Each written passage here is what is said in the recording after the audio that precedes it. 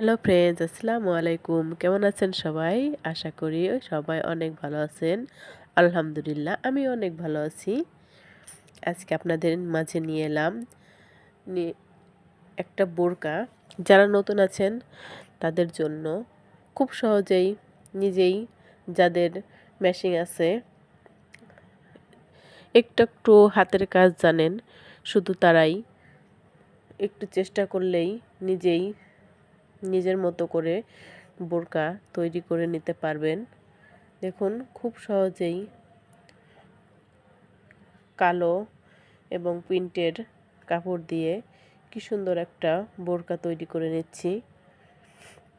হাতাটার design আমার খুব পছন্দ হয়েছে। এই ধরনের হাতা আমি আগে তৈরি করিনি, তাই খুব ইচ্ছে করলো এই ধরনের হাতা তৈরি করতে। দেখুন হাতাটার ডিজাইন কত সুন্দর। হাতাটার পাড় চওড়া করে দিয়ে নিচের দিক লেচের মতো ঝুলিয়ে দিয়েছি। ডিজাইনটা অনেক সুন্দর হয়েছে, আমার খুব পছন্দ হয়েছে। নিশ্চয়ই আপনাদের অনেক পছন্দ হবে। আপনারা চেষ্টা করলে অবশ্যই পারবেন এই ধরনের হাতা তৈরি করতে। খুবই সহজ, যেহেতু দুবাই চেরি কাপড়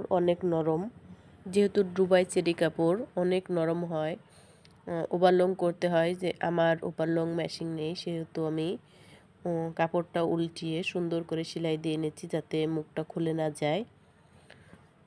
অবশ্যই আপনাদের যাদের ওভারলং মেশিন নেই তারা চাইলে এরকম মুখটা উল্টিয়ে সুন্দরভাবে সেলাই দিলেই আর ওটা খুলে যাবে না, সুতা উঠবে না। অবশ্যই এই টেকনিকটা ফলো করবেন। দেখুন হাতাটা অনেক সুন্দর হয়েছে, অনেক সুন্দর একটা ডিজাইন হয়েছে। পুরো পুরো বোরকাটা কমপ্লিট হলে অনেক সুন্দর হবে। আমার নতুন চ্যানেল, প্লিজ দয়া করে আমার চ্যানেলটি সাবস্ক্রাইব করে আমার পাশেই থাকবেন।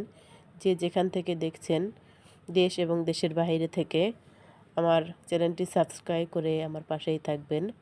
দেখুন বোরকাটা পরার পর কত সুন্দর হয়েছে। অনেক সুন্দর একটা ডিজাইন করেছি, নিশ্চয়ই আপনাদের অনেক পছন্দ হবে।